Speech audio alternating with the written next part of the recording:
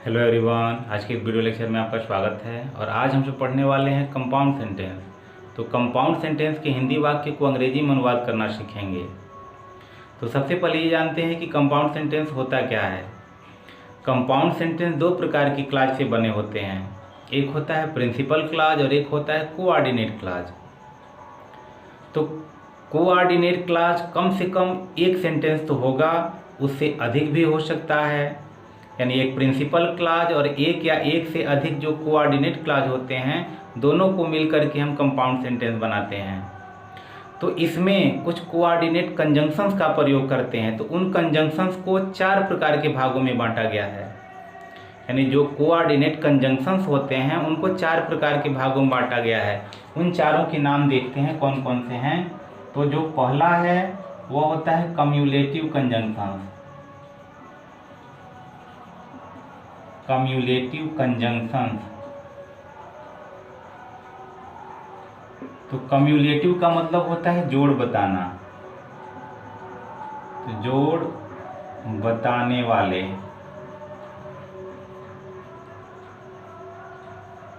जोड़ बताने वाले और संयोजक। जो दूसरा होता है वह होता है अल्टरनेटिव। Alternative conjunctions. अल्टरनेटिव का मतलब होता है विकल्प बताना, वैकल्पिक, वही विकल्प बताने वाले।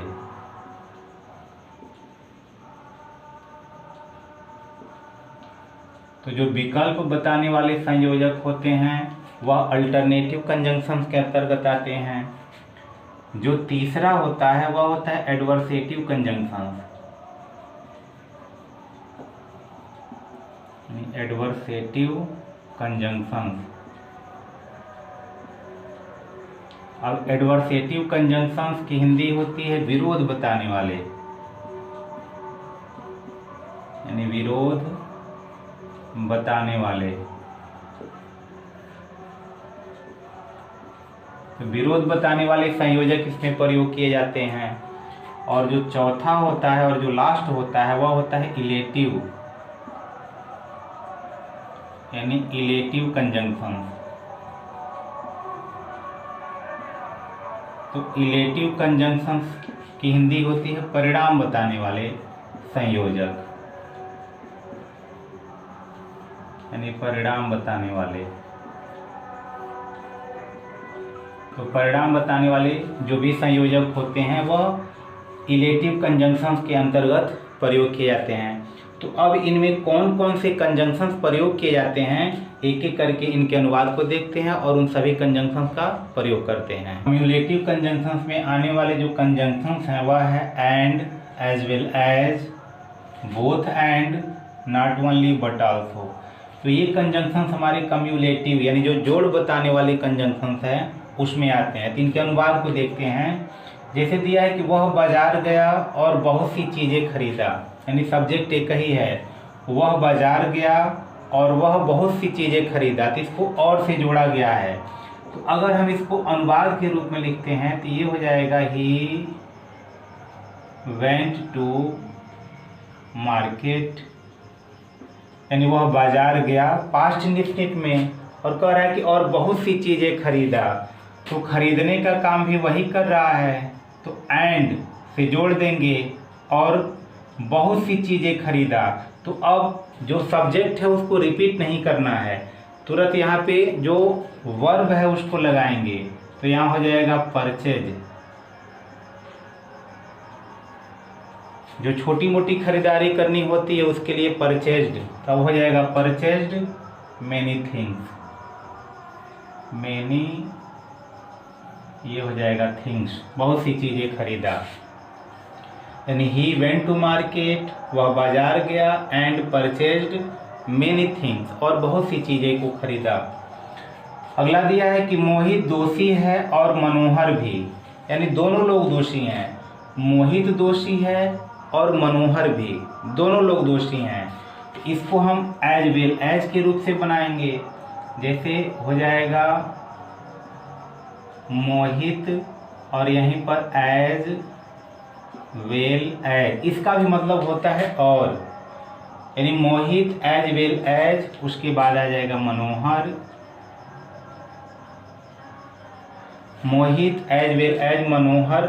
अब यहाँ जो है कि अंग्रेजी है वह आर नहीं लगेगा, यानी दोनों के अनुसार ये नहीं लगता है।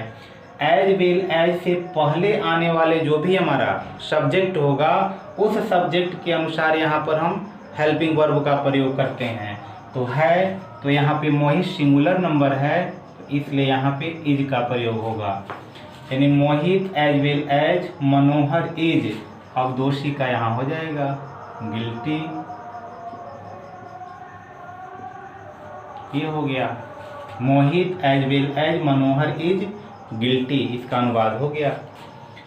अब देखते हैं कि मोहन और राकेश दोनों अच्छा खेले। अब यहाँ आया है दोनों, मोहन और राकेश दोनों, तो जैसे ही दोनों आएगा तो बोथ, उसकी अंग्रेजी होती है बोथ, तो बोथ एंड और बीच में कोई एक नाउन आएगा या प्रोनाउन आ सकता है।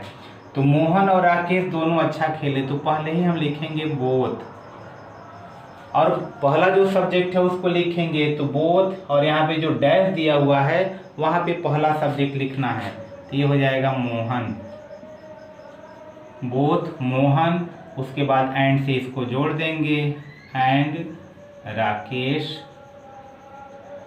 अब दिया है तुरंत हमारा सब्जेक्ट हो गया, वर्ब लगाना है तो खेले, पास्ट इंडेफिनिट है, क्रिया सेकेंड फॉर्म लगेगा, तो ये हो जाएगा प्लेड। अब दिया है कि अच्छा खेले, तो यहाँ अच्छा के लिए हो जाएगा वेल, यानी both Mohan and Rakesh played well, कि मोहन और राकेश दोनों अच्छा खेले। अब देखते हैं नॉट ओनली बट आल्सो, यानी न केवल, जैसे राम केवल पुस्तक ही नहीं बल्कि कलम भी खरीदा, तो यानी कलम और पुस्तक खरीदने वाला जो सब्जेक्ट है एक ही है, लेकिन इसके द्वारा जो ऑब्जेक्ट है वह दो खरीदी गई है। पहले हम सब्जेक्ट लिखेंगे, अब यहाँ लिखेंगे राम, तो सब्जेक्ट के बाद तुरंत हमारा वर्ब आ जाएगा, तो यहाँ हो जाएगा परचेज्ड, राम परचेज्ड, राम खरीदा, क्या खरीदा। तो अब यहाँ दिया है कि न केवल, राम केवल पुस्तक ही नहीं, तो यहाँ हो जाएगा नॉट ओनली, तो राम परचेज्ड नॉट ओनली, अब क्या पहला है तो पुस्तक, तो यहाँ हो जाएगा बुक। अब यहाँ हो जाएगा बट आल्सो अ पेन, ये हुआ पहले सब्जेक्ट, उसके बाद वर्ब, उसके बाद जो ऑब्जेक्ट है उसके पहले नॉट ओनली, उसके बाद पहला जो ऑब्जेक्ट है फिर दूसरा ऑब्जेक्ट। तो वही है कि Ram purchased not only a book but also a pen, उसने एक पुस्तक ही नहीं बल्कि एक कलम भी खरीदा। उसी प्रकार यह भी दिया है, रानी केवल सुंदर ही नहीं बल्कि बुद्धिमान भी थी। तो ऐसे इसको भी बनाएंगे कि द क्वीन वाज, पास्ट में है सिंगुलर नंबर तो वाज, उसके बाद यहाँ हो जाएगा नॉट ओनली, यानी the queen was not only, अब सुंदर तो ब्यूटीफुल, ये हो गया। The queen was not only beautiful, बल्कि बुद्धिमान भी थी, तो अब यहाँ हो जाएगा बट आल्सो वाइज,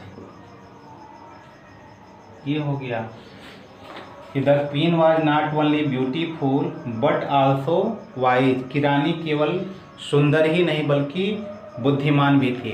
तो इस प्रकार ये हमारा कम्युलेटिव कंजंक्शंस के प्रयोग से ये कुछ अनुवाद बना।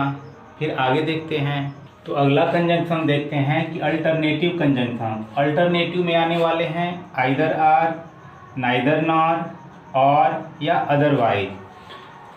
तो या तो, या नाइदर मतलब ना तो, ना ही, आर मतलब या, अन्यथा, और अदरवाइज मतलब भी होता है अन्यथा। तो अनुवाद के रूप में देखते हैं, यह जानवर या तो मछली है या सांप है। कोई जानवर देखा मछली की तरह दिख रहा है तो उसको संदेह है, तो वह कह रहा है कि यह जानवर या तो मछली है या सांप है।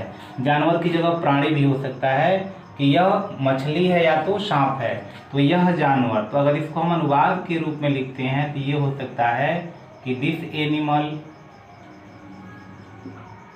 सिंगुलर नंबर में है तो तुरंत यहाँ पे हेल्पिंग वर्ब लग जाएगा इज।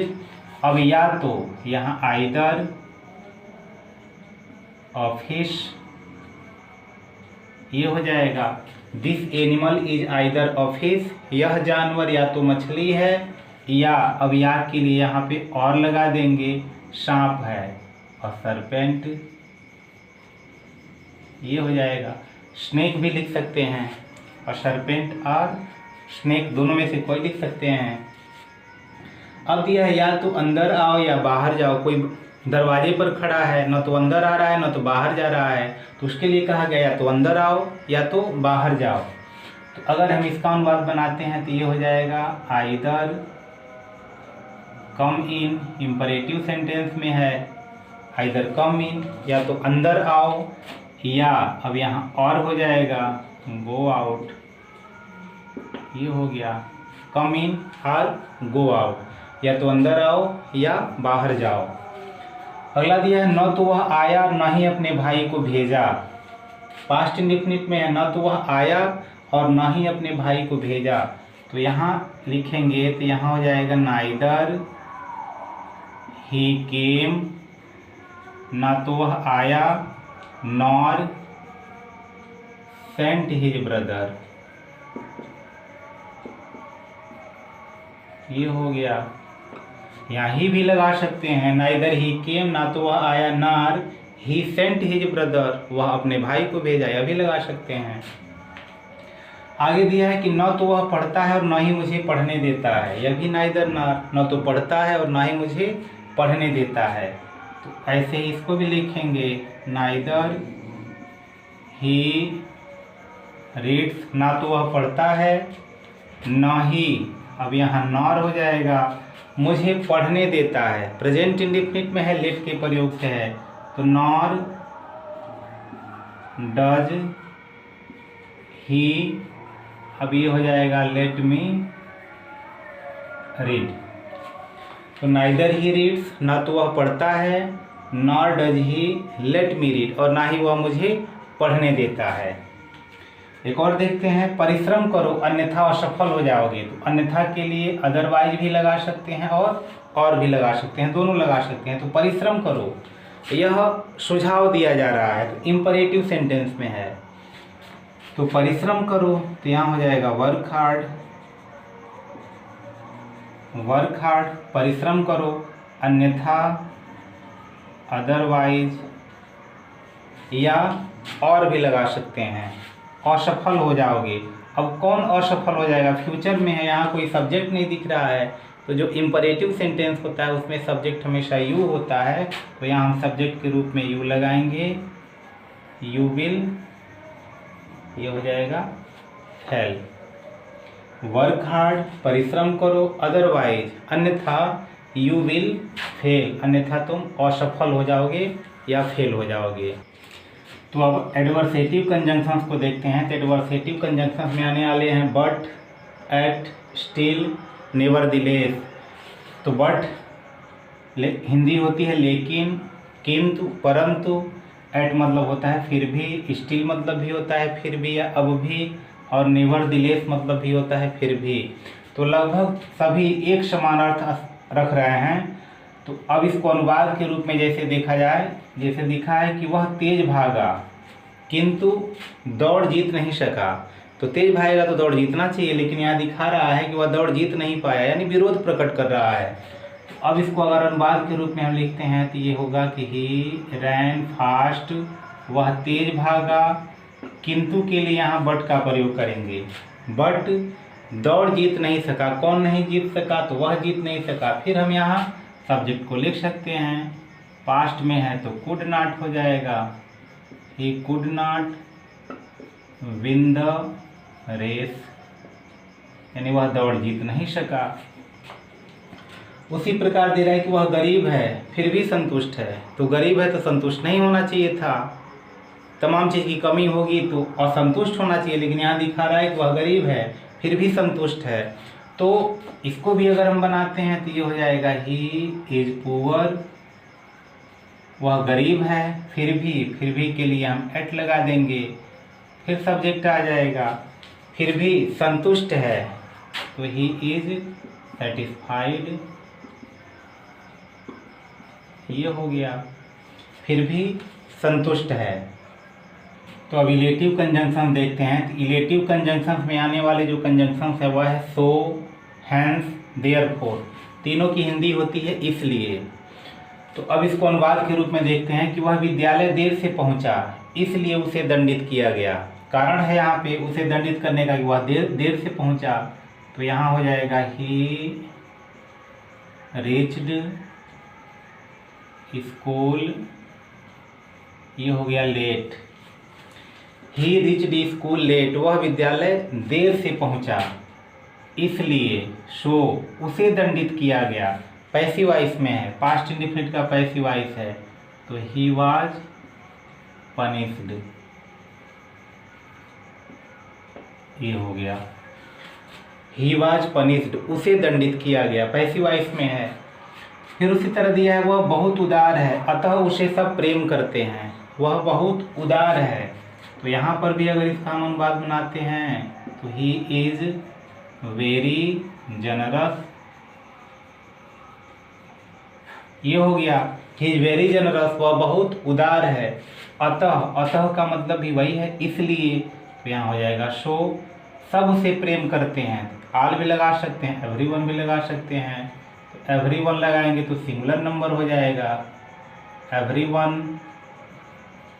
अब ये हो जाएगा लव्स और ये हो जाएगा हिम, यानी ही इज वेरी जनरस, वह बहुत ही उदार है। सो एवरीवन लव्स हिम, इसीलिए उसे सब प्रेम करते हैं। तो इस प्रकार ये जो कंपाउंड सेंटेंस था वह समाप्त होता है। आशा करते हैं आपको समझ में आया होगा। तो यदि समझ में आया होगा तो लाइक करें, यदि अब तक आपने चैनल को सब्सक्राइब नहीं किया तो सब्सक्राइब करें, शेयर करें। फिर मिलते हैं किसी अन्य वीडियो में, तब तक के लिए गुड बाय।